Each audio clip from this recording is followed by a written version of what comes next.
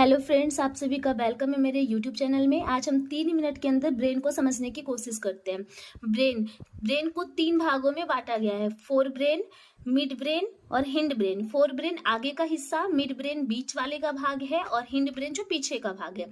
और fore brain को भी 3 भागों में बांटा गया है, सेरिब्रम, थैलमस और हेपोथैलमस। और एग्जाम में इन्हीं टॉपिक से ज्यादा पूछा जाता है क्वेश्चन। तो समझते हैं सेरिब्रम को।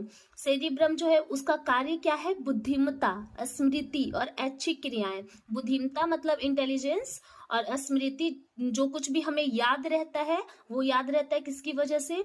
सेरिब्रम की वजह से। ऐच्छिक क्रियाएं का मतलब हो गया जैसे कि अपनी मर्जी से जो काम करना, जैसे अपनी मर्जी से हाथ उठाना, चलना, बोलना, ये सारी चीजें कौन सा कंट्रोल करता है? हमारा मस्तिष्क का सेरिब्रम।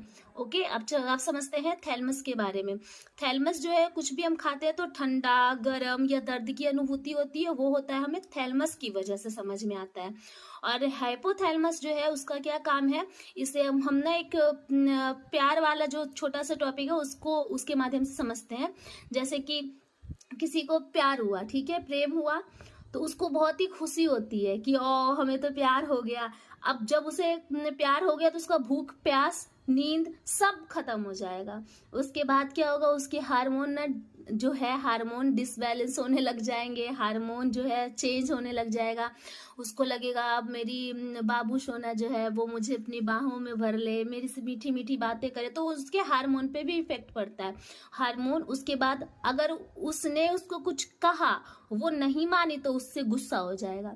अब गुस्सा हो गया तो उसको उससे नफरत मतलब घृणा हो जाएगी, और जब गुस्सा आ गया तो उसका बॉडी का तापमान क्या होगा? बढ़ जाएगा।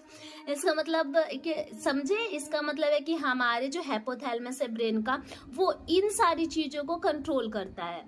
ओके, अब समझते हैं ये इसे क्या उसे बोलता है? Hind brain. जो हिंड ब्रेन है, हिंड ब्रेन को भी 2 भागों में बांटा गया है, एक सेरिबेलम, एक मेडुला।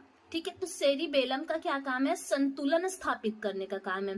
संतुलन स्थापित करना मतलब जैसे हम लोग चल पा रहे हैं, जमीन पे हम लोग चल पा रहे हैं ना, तो एक संतुलन जो बना हुआ है, इस वजह से तो हम चल पा रहे हैं। नृत्य कर रहे हैं मतलब नाच रहे हैं, खेल रहे हैं, दौड़ रहे हैं, चल रहे हैं, ये सारा काम किसका है? सेरिबेलम का काम है। और उसके बाद समझते हैं मेडुला।